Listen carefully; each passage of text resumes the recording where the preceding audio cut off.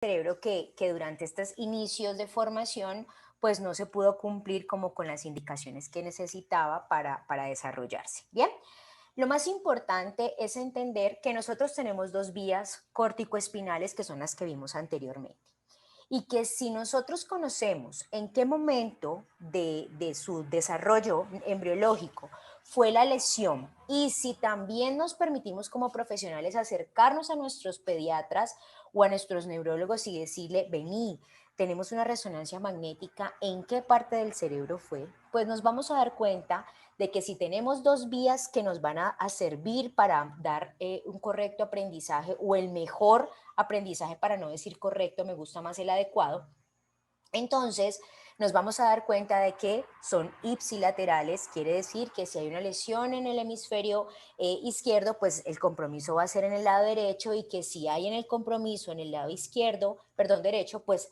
va a verse en el lado izquierdo. Pero que estas vías no se cruzan, que son paralelas. Así que si tengo la posibilidad de trabajar con el lado izquierdo, pues entonces voy a generar neuroplasticidad con las redes neuronales que sí están sanas del otro lado para poder cumplir mis objetivos. Y ahí está la diferencia de entender el concepto de neuroplasticidad para el neurodesarrollo del cerebro inmaduro.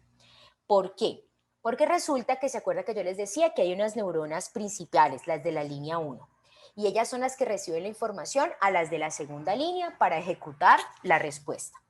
Pero en 1989 estaban dos histólogos allí como viendo estos tejidos y se dieron cuenta que en unas mamitas de raza de ratas que estaban embarazadas, cuando les hacían las investigaciones de su tejido, se dieron cuenta de que habían unas neuronas que estaban allí como ubicadas en unas partes estratégicas en la corteza frontal, justamente, y en la segunda, en la línea media parietal, donde se dieron cuenta de que esas neuronas no se desarrollaban en algunos animales, mientras que en otros sí, sobre todo cuando se exponían a diferentes laceraciones de su cuerpo o amputaciones de partes de su cuerpo. Estoy hablando de las pobres ratitas pues que sirven como para estudiar.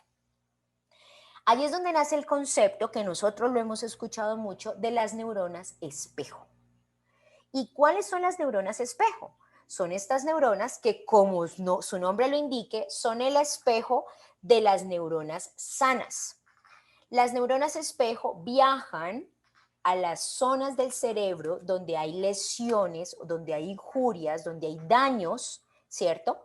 Y lo que hacen es el efecto espejo, es transmitir o repetir lo que están haciendo las neuronas sanas en el lado sano del cerebro. Y esto es una maravilla, porque lo que me permite a mí como profesional es decir, ok, tenemos un bebé con parálisis braquial obstétrica, ¿cierto? Puede ser con una lesión completa, con una lesión parcial, dependiendo de lo que me diga la resonancia y la electromiografía. Pero también yo sé que hay unas raíces nerviosas desde la parte posterior del hombro que no están directamente relacionadas con el complejo braquial y que le puedo mandar una información a nivel visual y a nivel sensorial a este bebé para que mejoremos la calidad de vida de este brazo y no se me quede el bracito caído por acá atrás como unos años atrás lo teníamos determinado, ¿sí? Esas son las neuronas espejo y las neuronas espejo hacen parte de la neuroplasticidad, pero las neuronas espejo solamente se van a activar, van a viajar y van a trabajar cuando hay un daño del cerebro. De lo contrario, morimos con nuestras neuronas espejo bien ubicaditas en la zona frontal y en la línea media, en el borde medio parietal. ¿Sí? Si tenemos neuroplasticidad y tenemos neuronas espejo, no tenemos excusa para los procesos de neurorehabilitación, porque tenemos dos herramientas maravillosas que nos van a permitir entonces a nosotros, y se los puse en un color diferente, entender que la corteza prefrontal, que es donde están estas neuronas, que es donde hay muchas neuronas de primer orden, de primera línea, se van a encargar de ser influenciadas por los cambios ambientales, es decir, por el entorno, por mi contacto, por mi ejercicio que el niño pueda repetir, por lo que yo le enseño a los papás para que sigan trabajando en casa. Y que aquí es donde entra entonces este gran descubrimiento de la naturaleza, el daño biológico que pueda existir frente o versus al entorno. El entorno positivo o el entorno negativo influye en la formación de nuevas redes neuronales. Depende de quién, de nosotros fomentar un entorno que permita entonces un neurodesarrollo. Te respondo un poquito, María, la pregunta del término de plasticidad, que en realidad entonces es el mismo resultado, son los cambios que se producen a nivel interno del cerebro y que se pueden presentar cambios negativos por deterioro, ¿cierto? O cambios positivos por comportamientos o desarrollo de experiencias variables positivas que se le puedan dar a este ser humano. Cuando hablamos específicamente de estos cambios en nuestros neonatos, hablamos de estos chiquitines que están pegaditos a ventilación mecánica, que han pasado por múltiples cirugías, han hecho varios paros cardiorrespiratorios, presentan hemorragias intraventriculares grado 3, grado 4, que son hemorragias muy grandes, donde sabemos que el tejido, el parénquima como tal está deteriorado, está malo, se murieron estas neuronas, ¿sí? Esto sería una neuroplasticidad negativa en el sentido en que no estamos cambiando ni proliferando estas redes neuronales en pro a una funcionalidad, a una supervivencia, ¿sí?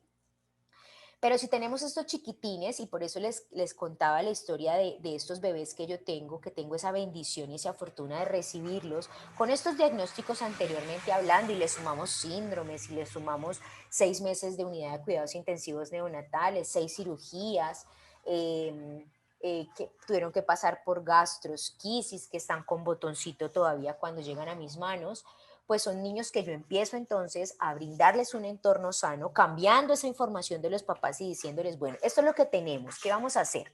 O nos sentamos a llorar y a preguntarle a Dios de todas las formas por qué nos está pasando, o empezamos a trabajar con lo que hay, buscando que exista entonces una plasticidad neuronal o una generación de redes neuronales positivas que le favorezcan a este bebé desarrollarse lo más típico posible.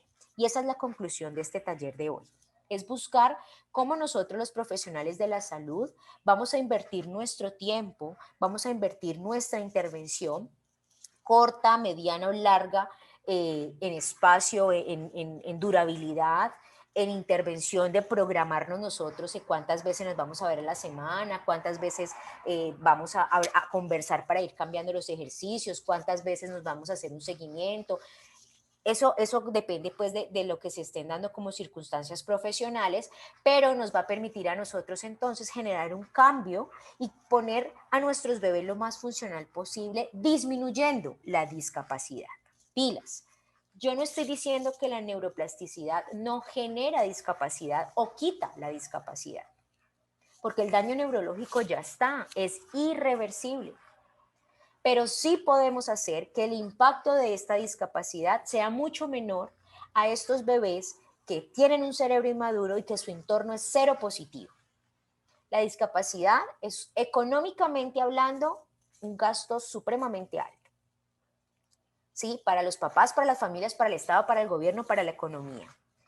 La discapacidad acompaña a nuestros bebés desde que salen de la clínica hasta que mueren.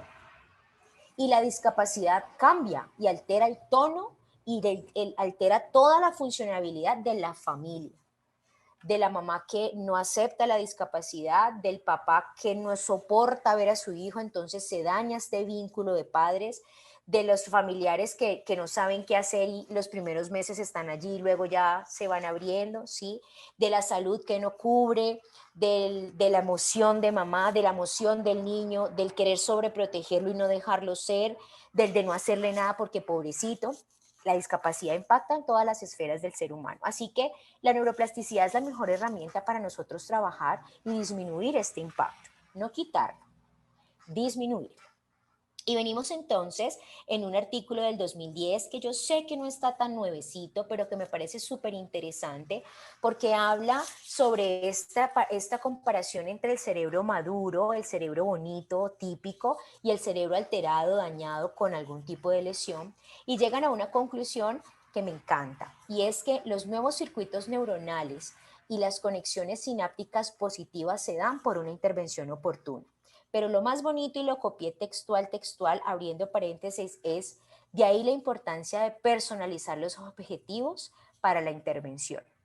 Y no se nos puede olvidar que la parálisis cerebral no se comporta igual en todos los niños. El síndrome, con el nombre que sea, frágil, X frágil, síndrome de Turner, hidrocefalia, plagiocefalia, mielomeningocele, no se comporta igual. Y que si bien está dicho que la neuroplasticidad se da a través de un entorno sano, bonito, oportuno, pues tengo que individualizar mi rehabilitación, tengo que individualizar mi tratamiento, pero sobre todo tengo que individualizar mi evaluación. Y aquí soy súper intensa,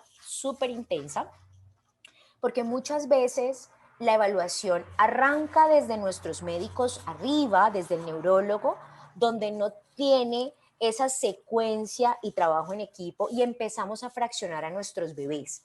El neurólogo cerebro, el fisio que el piecito no lo tuerza, el fono que la mano sea funcional, el teo, perdón, el fono que coma y el pediatra regula peso y talla. Y no tenemos un individuo, tenemos como 5 o 6, fuera de que no metí trabajo social, psicología, enfermería, ¿sí?